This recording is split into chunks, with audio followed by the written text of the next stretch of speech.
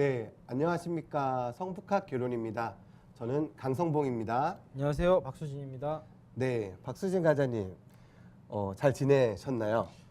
글쎄요, 이걸 잘 지냈다고 해야 될지 이게 시간이 너무 오래 지나서 네네네. 많은 일이 있었습니다. 네, 많은 일이 있었죠. 일도 많았고, 저희도 그렇죠. 행사도 많았고, 지역과 관련된 일을 또 네. 수행하시느라고 고생 많으셨습니다.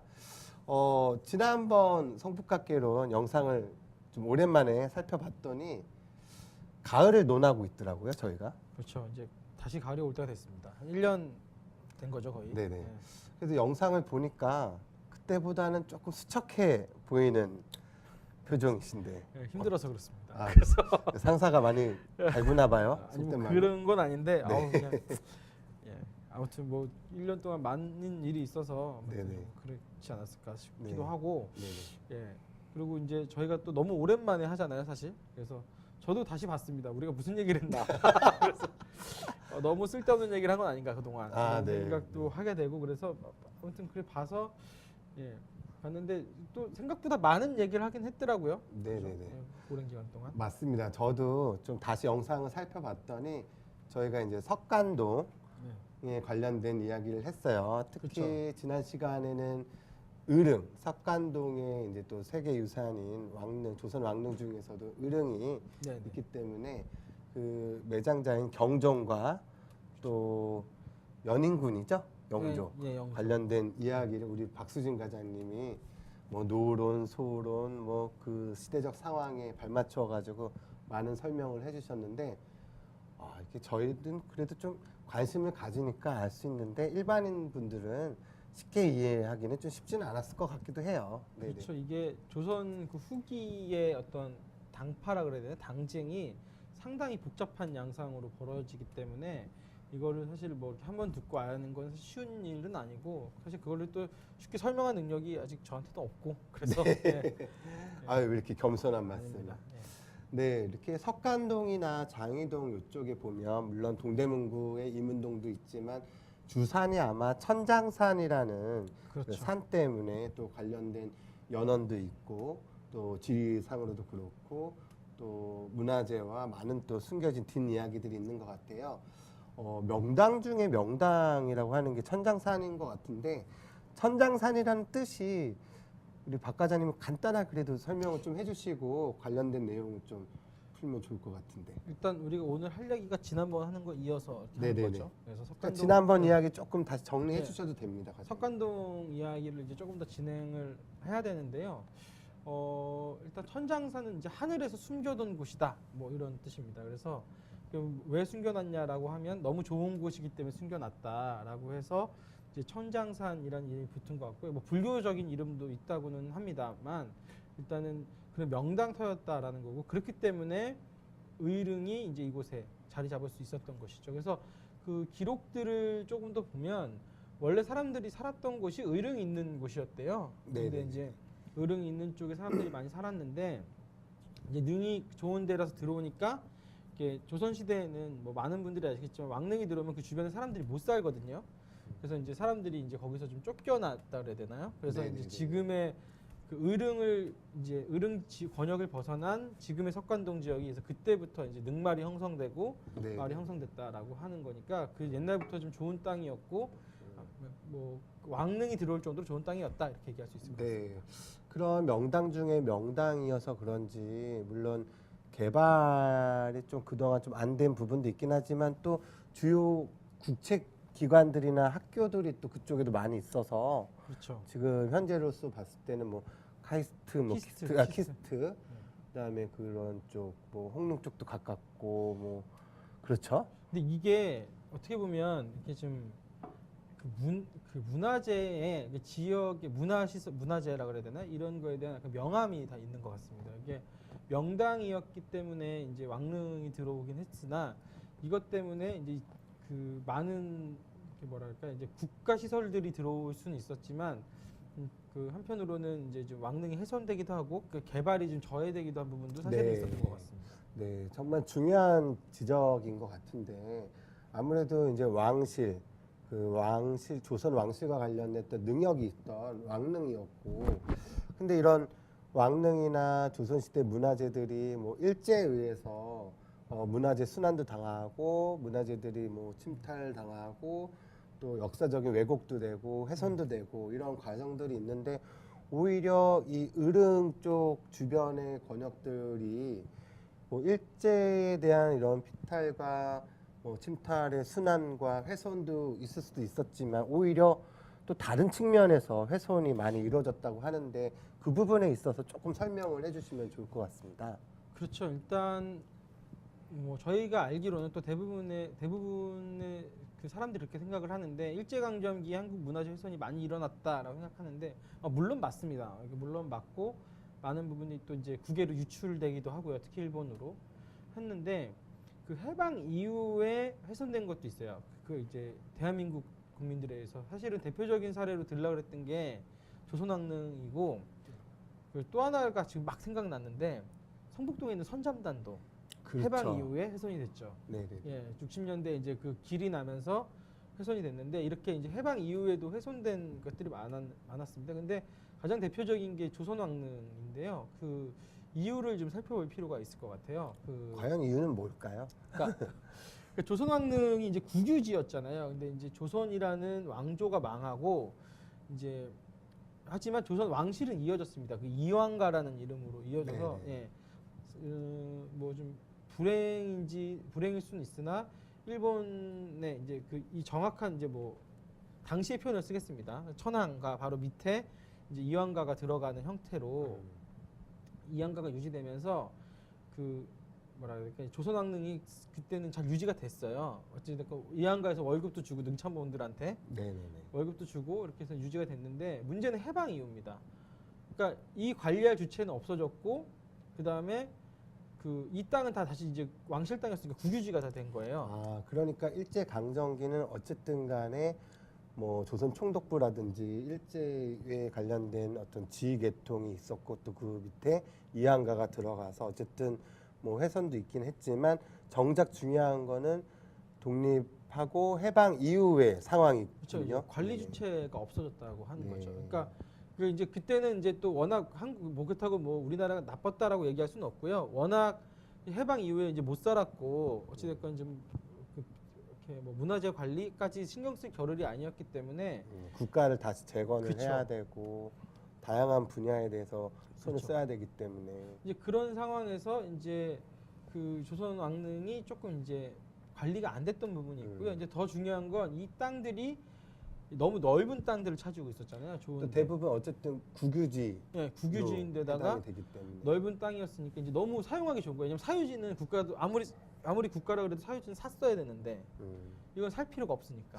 그러면 그런 특히 조선 왕릉 중에 저희 성북구에 있는 으릉도 그렇고 물론 정릉도 있지만 그 옆에 있는 또 태릉이나 강릉도 그렇고 그쪽도 제가 알기로는 많은 시설들이 나중에 들어갔잖아요. 그러니까 그런 태릉- 과정을 좀 그렇죠. 태릉이 네. 제일 대표적인 사례인데요. 태릉은 여러분 다 아시는 태릉 선수촌이 그렇죠. 거기 들어온 뭐 거죠. 올림픽 하면은 네. 뭐 체육인들 그렇죠. 선수촌 그러니까 태릉이 지금 그래서 세계 문화유산으로 돼서 지금 복원이 돼야 되는데 지금 그래서 지금 태릉 선수촌이 문제가 되고 있습니다. 네 철수하고 좀 옮기지 않았나요? 그러니까- 어디 지방으로? 그러니까 이제 내려가. 선수촌 자체는 이제 많이 옮겼는데요. 문제는 이 그 건물들을 어떻게 할까? 그런 그러니까 또 고민이 있겠네요.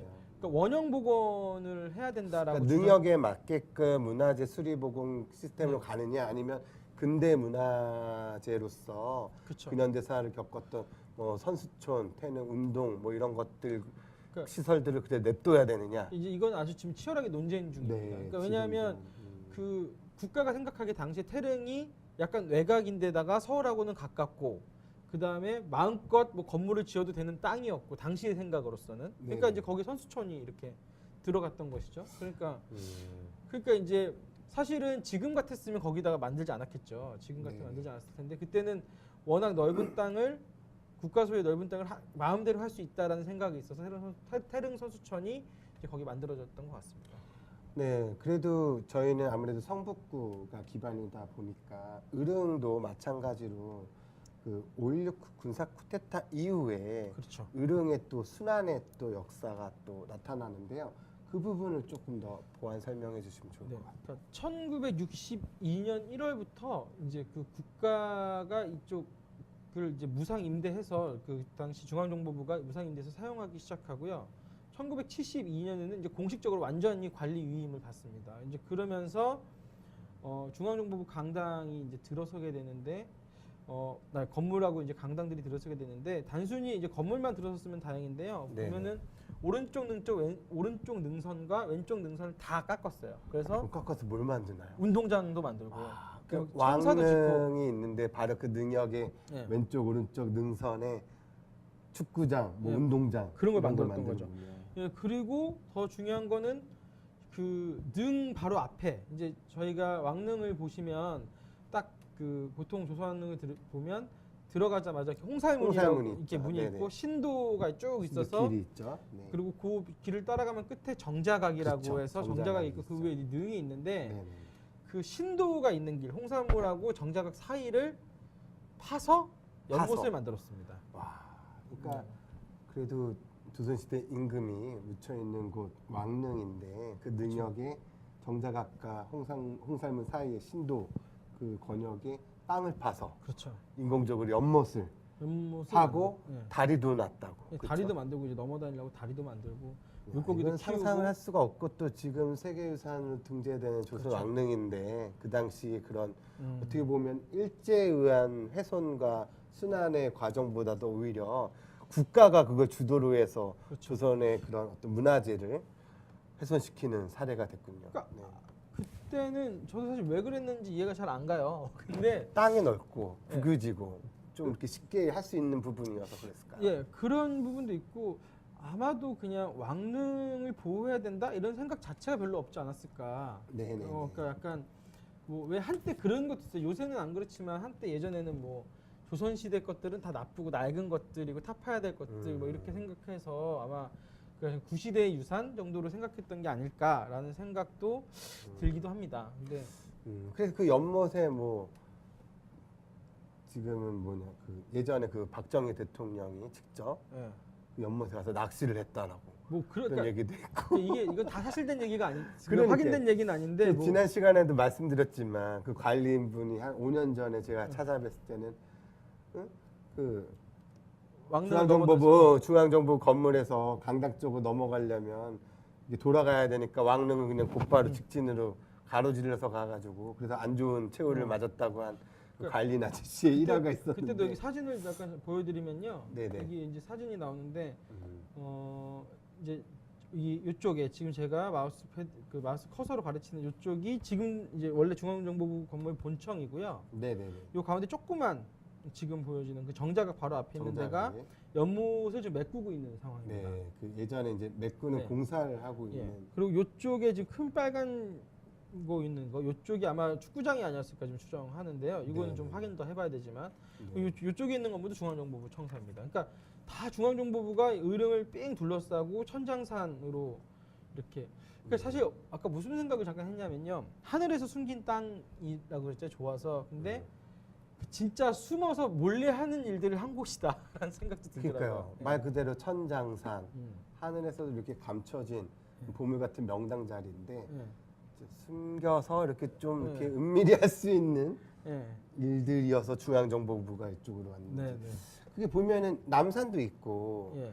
이쪽을 뭐 임은동 뭐 여기가 이제 본청이죠. 본청이라고도 하고 임은동이라고 표현도 하고 뭐 석간동이 의릉이라고도 표현하기도 하지만 대내 파트의 그런 업무를 남산 쪽에서 했다고 하면 대외적이고 좀 은밀히 이렇게 하는 작업은 또 여기서 많이 했다고 하는데 그리고 그렇죠. 또 한예종 학생들 얘기를 들어보면 네. 거기서 이렇게 지하에서 귀신들 많이 본다고. 아니 그러니까요. 거기서 예. 고문도 많이 행해졌을 예. 것이고 그래가지고 그런 얘기들을 많이 하더라고요 학생들이 또. 좀 소름이 돋긴 할 것 같아요. 저녁 때도 보면 예. 또 이렇게 지금도 왕릉에 있고 아무래도 산지도 있고 해서 그런 부분인데 그래도 지금 현재는 우리 대한민국은 2018년 봄의 기운이 그렇죠. 평화와 번영의 기운이 지금 맴돌고 있습니다. 우리 한반도에서 그래서 뭐 많은 일들이 이루어지고 있고 뉴스에서도 매일 계속 새로운 소식들이 전해지고 있는데 또 성북구 이 의릉에서 그런 또 남북 공동 성명 7.4 남북 공동 성명이 현장이었다라고 하는데 이 당시에 나름대로 좀 분단 사회에서 아무래도 냉전과 대립의 구도였는데 오늘날 지금 평화, 뭐 봄, 번영을 얘기하는데 그런 어떤 시초라고 해야 되나? 그렇죠. 그런 것들이 이곳에 있었다고 얘기 들었거든요. 그러니까 이제 뭐 최근에도 이제 4.27 선언이라고 해요. 이제 뭐 판문점 선언이라고 해서 이렇게 2018년에 제 3차 남북 정상회담이 있었는데요. 그 선언, 성명 네. 발표 이게 되게 중요한 것 같더라고요 보니까. 그런데 이제 그런 성명의 최초, 남북 성명의 최초라고 할 수 있는 것이 이제 바로 이 중앙정보부 강당에서 이루어졌던 1972년에 네. 이루어졌던 7.4 공동성명. 그러면 이제 한국 전쟁 그리고 분단 이후에 이렇게 음. 있다가 평화의 물꼬를 텄던 예. 첫 사례가 바로 이곳이었군요. 그렇죠. 그러니까 음, 전쟁이 끝난 지 막 만 20년도 안 됐던 시점이죠. 그렇겠네요. 그때로 생각해보면. 시점으로 해보면. 53년에 이제 종전이 됐으니까요. 네네네. 그러니까 이제 그때 이제 이게 일어났는데 이제 중앙정보부 이제 이 건물은 남아 있습니다. 강당은. 그 등록문화재 네, 92호인가로 되어 있다라고 네. 하는데. 그래서 강당은 지금도 이제 능을 들어가서 왼쪽 편으로 가시면 중앙정보부 네. 강당이 남아 있는데 여기서 이제 당시 중앙정보부장이었던 이우락이 유명하죠. 예. 어르신들 뭐 선생님들 다 아시더라고요. 네. 이유락 네. 정보부장. 네. 그래서 이제 거기서 남북 공동 성명을 발표했는데 요지를 보면 사실 요새 했던 거랑 매우 비슷합니다. 지금이나 예. 예나 지금이나 제가- 한번 좀 예. 구체적으로 좀 세 설명해 가지인데 주시면. 이건 제가 적어왔으니까 읽어보겠습니다. 네네네. 첫째, 통일은 외세에 의존하거나 외세의 간섭을 받음이 없이 자주적으로 해결해야 한다. 얼마 전에 있었던 우리 남북 정상회담의 성명서 발표랑 거의 유사한데요. 그렇죠. 그리고 둘째를 보면요. 둘째, 통일은 서로 상대방을 반대하는 무력 행사에 의거하지 않고 평화적 방법으로 실현해야 된다.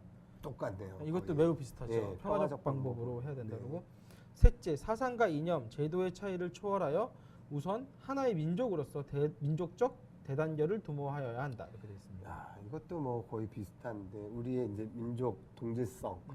이런 것들로 해서 다양한 지금 뭐 경제적인 거, 그쵸. 문화적인 거, 체육 뭐 오늘도 지금 뉴스 봤더니 남북 농구 네, 선수단이 네. 지금 어제 가서 예, 예. 오늘 뭐 첫 나오던데. 시합을 한다고 이렇게 하더라고요. 물론 우리의 같은 우리는 하나라는 민족 정신을 동질감을 많이 하고 있는데 비슷하네요 내용이. 네, 그러니까 이게 사실은 그 이후에 나오는 남북 여러 가지 어떤 남북 뭐라 성명서에 아주 기초가 됐다고 할 수 있습니다. 여기서 사실 크게 벗어날 내용도 없고 벗어나서도 안 된다고 생각을 하는데요. 이렇게 아무튼 그 당시만 해도 지금보다 훨씬 남북 그러니까 뭐 반공도 훨씬 강했던 시절이고 해서 이때는 정말 저도 이제 들은 얘기지만 정말 통일되는 줄 알았다고 지금보다 더. 그러니까 지금 저희도 그러니까 얼마 전까지 불과 예. 봄 오기 전부터 작년까지는 전쟁을 바로 눈앞에 둔 상황처럼 느껴지고 되게 그쵸. 국민들도 불안해했고 오히려 해외에서도 더 예. 걱정도 많았고 이런 시점이었는데 이렇게 갑자기 근데 변화가 이때 왔는데. 사람들이 더 놀랐던 건 뭐냐면 저희는 지금 저희들은 대부분 전쟁을 겪지 않은 사람들인데 이때만 해도 전쟁 겪으신 분들이 매우 많았던 거예요. 불과 20년도 네. 안 된 상황이었어요. 그러니까 그분들 입장에서는 정말 충격적인 내용일 수 이게 있습니다. 통일이 되나 보다. 예, 그러니까 지금 그러니까 전쟁의 위협이라는 게 지금보다 훨씬 와닿았던 분들인 거죠. 다 겪었던 분들이고 고생. 예. 그 재밌네요. 처음에 그 이우락 정보부장이 성명서 발표했을 때 첫 멘트를 좀 읽어드리면 그때 그 시대 그 상황을 좀 감정을 느낄 수 있을 것 같아요. 제가 한번 읽어보면 중앙정보부장 이우락입니다. 실은 제가 지난 5월 초 박 대통령 각하의 뜻을 받들어 평양에 갔다 왔습니다. 와 그쵸, 이랬더니 이게. 뭐 그 당시에는 뭐 흑백 TV였으니까 온 국민들이 평양에 다녀왔다는 그 이유 하나만으로도 놀래고 네. 지금 방금 말씀하신 대로 이게 지금 통일이 되는 건가? 예. 막 의아해하고 놀랬던 상황이 좀 이렇게 연출이 되는 것 같네요. 근데 또 한편으로는 그래서 지금 분위기의 어떤 가장 선구적인 것도 하지만 한편으로는 이제 여기서 또 주는 교훈이 이런 것들을 경계해야 되는 얘기도 있습니다. 오히려 이게 이제 우리 역사에서 배울 수 있는 교훈이라고 할 수 있으면 이런 것도 있을 텐데요. 왜냐하면 7.4 공동성명을 발표하고 불과 한 3개월 정도 지나서 그 대한민국은 이제 유신헌법이 개정됩니다. 10월 17일 날. 이게 참 좀 반대적인 개념으로 네. 좀 모순적인 상황이 연출이 된 건데 그렇죠. 항상 경계를 해야겠네요. 그러니까 이게 오히려 반공 체제가 더 강화됐어요. 그러면서. 오히려 더 예. 북한과의 관계도 더 멀어지고 네네. 어떻게 보면 독재처럼 더 가게 되고. 그렇죠.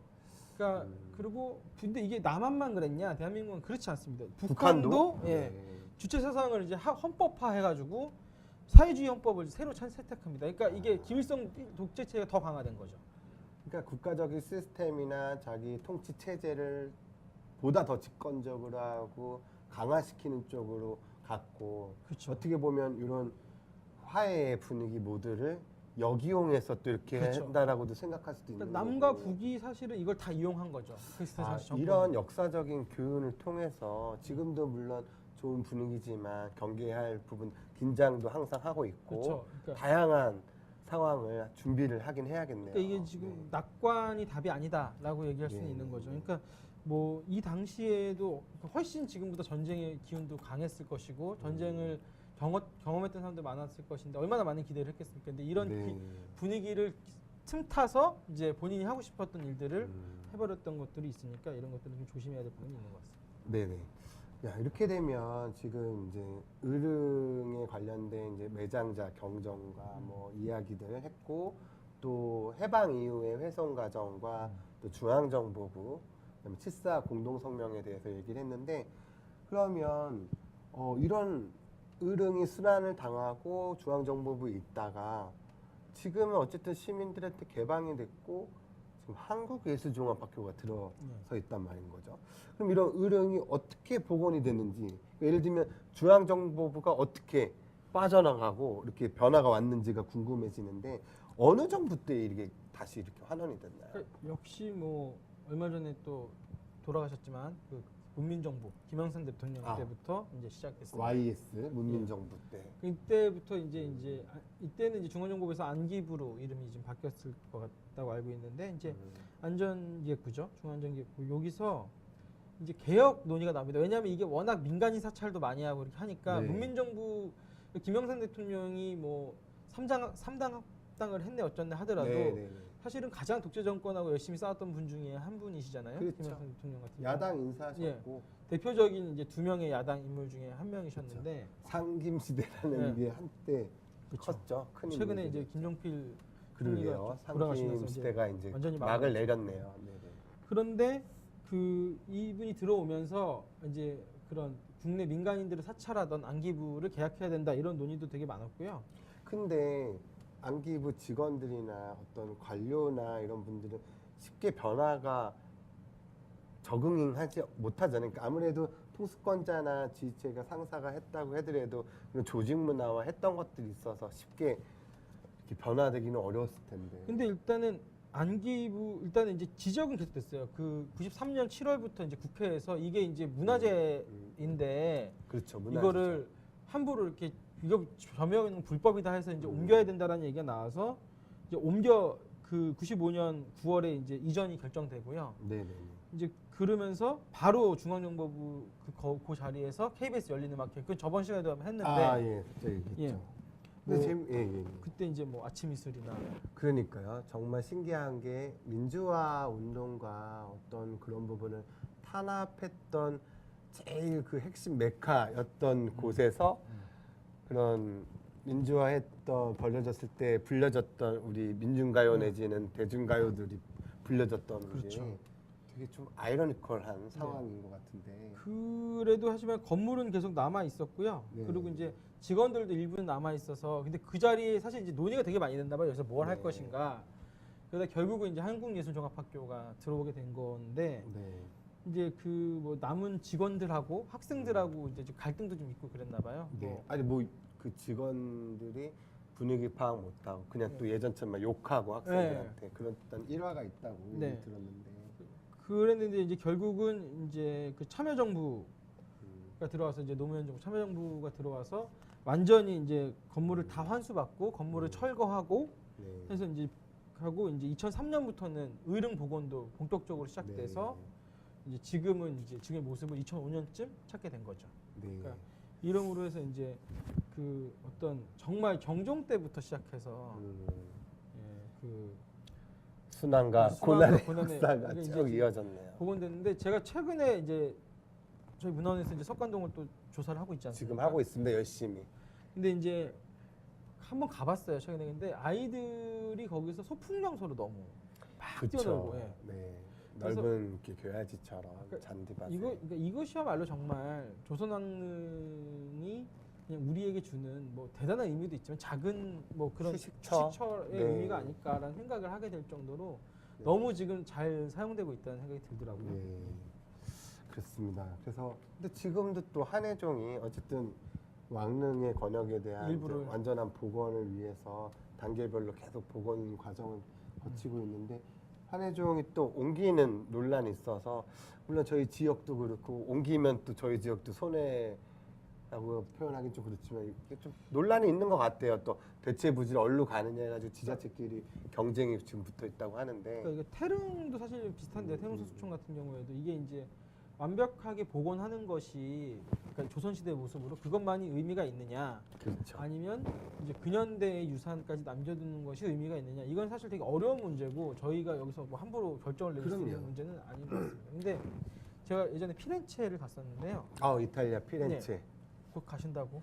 아니 뭐 가보려고 하는데. 근데 거기 무슨 왕궁이 있어요. 왕궁이 네네. 밑에 있는데 그 지하에 로마 시대 유적이 있습니다. 어, 근데 이제 거기서도 최근 그러니까 이제 한 50년대, 60년대 논의가 있었나 봐요. 로마 시대 유적을 복원할 것인가, 르네상스 시대 유적을 복원할 것인가. 그 고대 로마 유적도 있고 르네상스 그 시대 위에 또 층에 그 그렇죠. 위에 또 로마 시대 붙어 유적 있고. 위에 이제 르네상스 유적이 세워진 거니까요. 고민이네요. 근데 결국은 여기는 위에 걸 남기기로 한 거죠. 아, 밑에 거는 일부만 보여주고. 음. 그러니까 이런 식으로 이렇게 사실은 뭐가 우선이다 아니다 이런 건 되게 어려운 진짜 문제거든요. 그런 국민적 합의와 지역 주민들 뭐 각 부처별로 관련된 그런 다양한 분들의 의견이 종합적으로 합의를 잘해야 될 것 같아. 예를 들어서 지금 도봉서원 같은 경우도 서원 유적지로 알고 있는데 발굴을 했더니 그 밑에 층에 사찰 유적. 사찰 불교 유적이 나와가지고 지금 유림 쪽과 불교계 쪽과 지금 상당히 지금 대립각을 세우고 어떻게 복원을 해야 될지 그렇죠. 어느 쪽으로 해야 될지 논란이 많다고 하는데 비슷한 예. 상황이네요. 네. 그러니까 이런 부분들은 이제 좀 아까 말씀하신 대로 뭐 주민들, 그다음에 전문가들, 그다음에 각 이해 당사자들이 이제 좀 잘 모여서 아마 얘기를 해야 될 게 아닌가 생각을 합니다. 자, 그래서 지금은 어쨌든 아까 박수진 과장님이 말씀했듯이 의령은 수많은 또 훼손과 그런 침탈의 과정도 겪었지만 이제는 어쨌든 우리 초등학교 학생들이 찾아오고 가족들과 동반된 우리 지역의 소중한 휴식처로 또 중요한 또 세계유산인 또 왕릉의 의릉으로서 네. 또 성북구로 따지면 을 지역인데 그쪽 지역이 좀 많은 또 이렇게 조금 주목이 좀 안 된 부분도 많잖아요. 문화적으로도 그렇고 행사 같은 경우도 그렇고 그래서 아주 중요한 구실의 어떤 지점인 것 같아서 저희 문화원에서도 좀 예. 지금 석관동을 지금 조사를 하고 있어요. 예산이 없는데 예산 신청을 지금 하려고 노력을 하고 있는데 어쨌든 예산이 있든 없든 간에 이쪽 지역과 관련된 다양한 역사문화 자원 조사를 지금 펼치고 있는데 근데 더운데 하여튼 고생이 많습니다. 그리고 이번 화를 끝나기 전에 네네. 하나 이렇게 말씀드릴 것 같아요. 혹시 의릉을 가보셔서 능침을 한번 가보실 일이 있으면 올라가기 쉽진 않은데 아마 또 허락을 받으면 가능할 거예요. 네네. 근데 한번 올라가서 있으면 능침에서 이렇게 반대쪽을 바라보면요, 그 돌아가신 두 분의 이렇게 선희양호까지 이렇게 두 분의 능이 있고 앞에 아파트 단지가 쫙 펼쳐져 있습니다. 그러니까 한쪽은 죽은 자의 집이고 한쪽은 살아있는 사람의 집이 되게 이렇게 중요한 표현이시네요. 그래서 한쪽은 네. 죽은 자의 집이고 공간이고 한쪽은 산 사람들 한 사람이 그러니까 그러면서 이게, 나름대로 또 조화롭게 예, 거기가 공존하고 있는 모습을 보여주는 게 석관동이 아닌가. 되게 중요한 말씀을 해주셨네요. 과거의 것과 지금 오늘날 현재의 삶을 잘 이렇게 융합되고 조화롭게 살 수 있는 공간이 바로 의릉이지 않을까. 그래서 어떻게 보면 의릉이라는 말처럼 이렇게 좀 아름다운 무덤 네. 이렇게 이런 뉘앙스처럼 본래의 모습으로 우리 시민들한테 쉽게 다가갈 수 있는 이런 모습으로 되살아날 수 있으면 좋을 것 같아요. 그래서 오늘 시간은 또 이렇게 금방 또 오랜만에 촬영을 하다 보니까 네. 그냥 시간이 훅 지나갔네요. 다음 시간에는 정말 저희가 한다고 해서 못했던 이제 석탄동 얘기를 아, 이게 또 많아요. 지금도 우리 석관동 주민들이 좀 그런 아픈 사연들이 많잖아요. 좀 청정한 공간에서 살 수 있고 이렇게 좀 소망을 하시는데 그런 석관동의 변천사에 대해서 네. 다음 시간에는 좀 얘기를 하도록 하겠습니다. 네, 오늘 시간 마무리하겠습니다. 이상 성북학 개론이었습니다. 감사합니다. 감사합니다.